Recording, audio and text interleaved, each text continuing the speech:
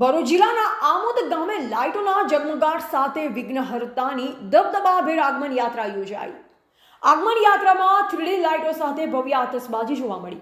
ગણેશ મહોત્સવને હવે ગણતરીના દિવસો બાકી રહ્યા છે, ત્યારે આમોદ નગરમાં ગતરોજ રાત્રિના સમયે યુવક મંડળો દ્વારા વિઘ્નહર્તાની 3D લાઇટો અને ભવ્ય આતશબાજી સાથે આગમન યાત્રા યોજાઈ હતી। છેલ્લા ઘણા વર્ષોથી ગણેશજીની આગમન યાત્રાના ટ્રેન્ડ યુવક મંડળોમાં વધતો જાય છે, તેમ આમોદના યુવક મંડળો દ્વારા પણ ડીજે સાથે ફટાકડાની ભવ્ય આતશબાજી સાથે વિઘ્નહર્તાને આવકાર આપવામાં આવ્યો હતો।